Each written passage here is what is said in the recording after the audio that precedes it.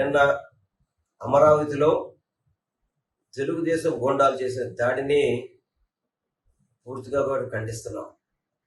ముఖ్యంగా మాజీ మంత్రులు అంబటి రాంబాబు గారు కానీ, పేరు నాని గారు కానీ, ఎమ్మెల్సీలు అప్పిరెడ్డి గారు కానీ, అరుణ్ గారు కానీ, అదేవిధంగా ఏదైతే మంగళగిరి కాన్స్టిట్యూన్సీ ఇన్ఛార్జ్ పెద్దలు వేమిరెడ్డి గారు కావచ్చు, వేమారెడ్డి గారు కావచ్చు, అదేవిధంగా ఇతర పార్టీ నాయకులు మా ఎన్టీఆర్ జిల్లా అధ్యక్షులు దేనేని అవినాష్ గారు కానివ్వండి, ఇతర ముఖ్య నాయకులు ఏదైతే రైతు పరిరక్షణ కమిటీ అని చెప్పిన వైఎస్ఆర్ కాంగ్రెస్ పార్టీ మన నాయకులు జగన్మోహన్ రెడ్డి గారి ఆదేశాల మేరకు నియమించడం జరిగిందో, వారందరూ కలిసి ఏదైతే జగన్మోహన్ రెడ్డి గారి దగ్గరికి ఈ అమరావతి కానీ, అంటే లింగాయపాలెం కానీ, పెనుమాక్ కానీ, ఎర్రపాలెం కానీ, నిడమరు నుంచి కానీ, ఇతర ప్రాంతాల నుంచి ఎవరైతే రైతులు వాళ్ళ భూముల్ని బలవంతంగా లాక్కోవడానికి ప్రయత్నం చేస్తున్న రైతులు ఎవరైతే ఉన్నారో వాళ్ళందరూ కూడా జగన్మోహన్ రెడ్డి గారిని కలవడం జరిగింది. ముఖ్యంగా వాళ్ళు రైతులతో కూడా ఒకటే చెప్తున్నారు, మీకు కావలసిన రోడ్లకు కానివ్వండి, ఇతర డ్రైనేజ్ కానీ వాటికి మా భూములు ఇస్తాము, మిగతా భూమి వదిలేయండి అని చెప్పిన రైతులు మొత్తుకున్నప్పటికీ కూడా వినకుండా బలవంతంగా భూ సమీకరణ చేయాలని చెప్పడం అనేది చాలా బాధాకరం. ఇప్పటికే మీరు దాదాపు మొదటి విడతలోనే తీసుకున్న భూములకి ఇప్పటికీ కూడా సరైన ఫ్లాట్స్ ఇవ్వకుండా ఆ రైతులందరినీ బాధ పెడుతుంది. వాస్తవం కాదా? అదేవిధంగా ఇప్పుడు ఏదైతే భూమి ఇవ్వలేమన్న రైతుల మీద రైతులు కొంతమందికి తెలియకుండానే లేఅవుట్లు వేస్తున్నారంటే అక్కడ రిజిస్ట్రేషన్ కూడా అయిపోతారని చెప్తున్నారు. ఏ విధంగా చేస్తున్నారో అర్థం కాని పరిస్థితి. అదేవిధంగా రాజధాని కోసం భూములు ఇచ్చిన రైతులకి ఇప్పటికైనా కానీ ఒప్పందం ప్రకారం మీరు ఏమన్నా వాళ్ళకి న్యాయం చేశారా? చేసిన పరిస్థితి లేదు. అదేవిధంగా ఎవరైతే ఇప్పుడు భూములు ఇవ్వని వాళ్ళ వారికి వర్షపు నీరు వస్తే వాటిని బయటికి వెళ్ళలేకుండా ఆపడం, అదేవిధంగా ఇతర వాగుల నుంచి వచ్చే నీళ్ళని వీళ్ళ పొలాల్లోకి చేయడం, అదేవిధంగా వీళ్ళ పొలాల్లో ఇతర పొలాల్లో నుంచి మట్టి తీసుకొచ్చి వేయడం, అంటే రైతుల్ని ఎంత వేధిస్తున్నారని చెప్పడానికి ఇవన్నీ కూడా ఉదాహరణలు. ఇవి కాకుండా ముఖ్యంగా దేవాదాయ శాఖకు సంబంధించి ఆ భూములను కూడా పప్పు బెల్లాలాగా పెట్టే విధంగా చేస్తున్నారు. అదేవిధంగా చూసుకుంటే కనుక అమరావతిలో ఏ విధమైన నిర్మాణాలకి అవినీతి జరుగుతుందో మీ అందరికీ కూడా సాక్ష్యాధారంతో జగన్మోహన్ రెడ్డి గారు కానీ ఇతర మా పార్టీ నాయకులు చెప్పడం జరిగింది. సుమారు ఎక్కడైనా కానీ 4,000, 4,500 రూపాయలు ఉండే ఎస్ఎఫ్టీకి 20,000 రూపాయల వరకు అమరావతిలో నిర్మాణానికి ఖర్చు పెడతారంటే అంతకంటే దారుణం ఏముందా? అంతకంటే అవినీతి ఏముందా? అది కాకుండా అద్దాల కోసం అని చెప్పి 2,450 కోట్లు వాళ్లే ఎస్టిమేషన్ వేయడం, అదేవిధంగా సెల్ఫ్ ఫైనాన్స్ రాజధాని అని చెప్పని 47,000 కోట్లు అప్పు చేయడం, వీటిని ఏవి కూడా ఎవరు ప్రశ్నించకూడదు. ప్రశ్నిస్తే దాడులు చేస్తారు. మీరు తప్పు చేయకపోతే వైఎస్ఆర్ కాంగ్రెస్ పార్టీ తరఫున ముఖ్య నాయకులు అక్కడికి వెళ్లి ఆ రైతులకి వాళ్ళ యొక్క ఇబ్బందులు పరిశీలిద్దని చెప్పి వెళ్తున్నప్పుడు ఎందుకు మీరు అడ్డుకున్నారు? అడ్డుకోవాల్సిన అవసరం ఏంటి?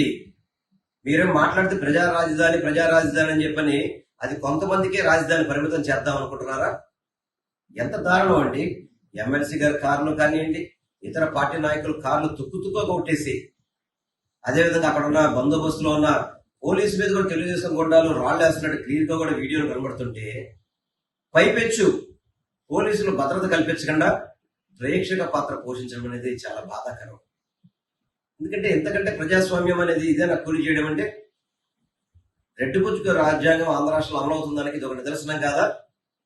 మీరు దయచేసి అమరావతి ప్రజా రాజధాని అని చెప్పని పిలవడం మానేయండి.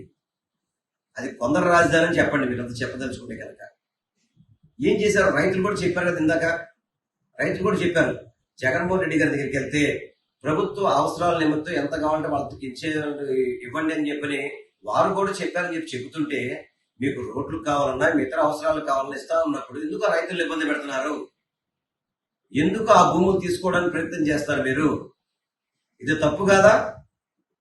3 సంవత్సరానికి 3 పంటలు పండే పొలాలు వాటిని సర్వనాశనం చేసి రైతులందరికీ కూడా పొట్టలో ఇబ్బంది పడే విధంగా వాళ్ళ భూముల వల్ల వాళ్ళకి ఏం ఉపయోగం లేకుండా, ఎందుకంటే రైతులు కానివ్వండి ఇతరులు కానీ భూములు ఏమైనా ఉన్నాయంటే అవసరానికి చదువులకో పిల్లలకో బిడ్డలకు కావాలన్నప్పుడు అమ్ముకునే స్వేచ్ఛ ఉండేది.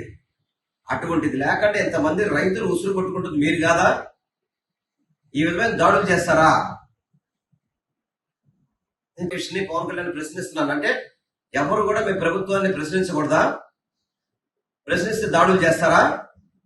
దాడులు చేయడమే కాకుండా ఎవరైతే నష్టపోయారో, ఎవరైతే అక్కడికి వెళ్ళి వాహనాలు అవి దెబ్బతగిలిన వాళ్ళ మీద మీరు వైఎస్ఆర్ కాంగ్రెస్ పార్టీ నాయకుల మీద కేసులు పెడతారంటే ఇంతకంటే దుర్మార్గం ఎక్కడైనా ఉందా?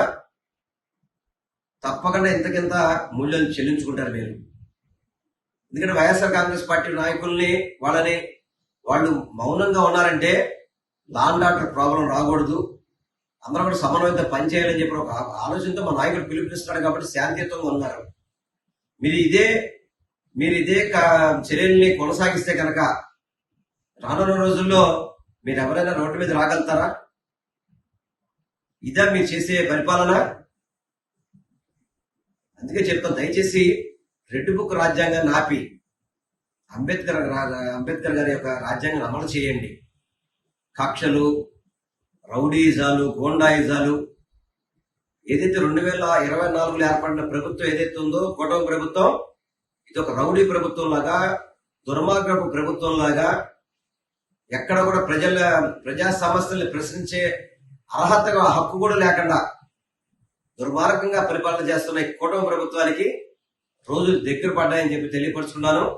ఏదైతే నిన్న దాడిని చేసిన దాన్ని చంద్రబాబు గాని, నారా లోకేష్ గాని, పవన్ కళ్యాణ్ గాని ఆ దాడిని చేసిన వాళ్ళందరి మీద కూడా, ఎవరైతే దాడి చేశారో అందరి మీద కూడా కఠినంగా చర్యలు తీసుకోండి.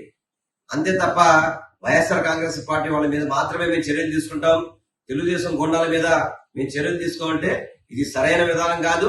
రైతులు కంట కన్నీరు అనేది ఎప్పుడు కూడా ఈ రాష్ట్రానికి మంచిది కాదు. అటువంటి కార్యక్రమాలని మీరు ఆపాలని చెప్పని, అదేవిధంగా ఇటువంటి దాడులు ఆపాలని చెప్పని నేను కోరుకుంటూ మరొక్కసారి కూటమి ప్రభుత్వానికి కానీ నాయకులకి కానీ నేను తెలియజేస్తున్నది ఒకటే, మీరు ఇటువంటి కార్యక్రమాలు కనుక తెరదేపితే ఇది ఆంధ్ర రాష్ట్రానికి మంచి పరిణామం కాదు. దయచేసి ఆపండి, ప్రజలకు మేలు చేయండి, ప్రజలకు ఏదైతే మీరు ఇచ్చిన హామీలు అమలు చేయండి, అభివృద్ధి చేయండి. అంతే తప్ప దాడులే కొనసాగిస్తామంటే ఈ రాష్ట్రం ఇప్పటికే క్రైమ్ రేట్ లో ఆ మామూలుగా భారతదేశంతో పోల్చుకుంటే ఏపీ నెంబర్ 1 గా ఉన్నాం. దాన్ని మరింత ప్రోత్సహించే విధంగా మీరు తెలియపరుచుకుంటూ, ఎవరైనా ప్రశ్నించే వాళ్ళని మీరు విని సమాధానం చెప్పగలిగితే చెప్పండి, లేదంటే కనుక తప్పుకోండి తప్ప మీరు ఇటువంటి కార్యక్రమాలు చేయడం అమానుషం అని చెప్పి తెలియపరుచుకుంటూ ఈ దాడిని తీవ్రంగా ఖండిస్తున్నాం.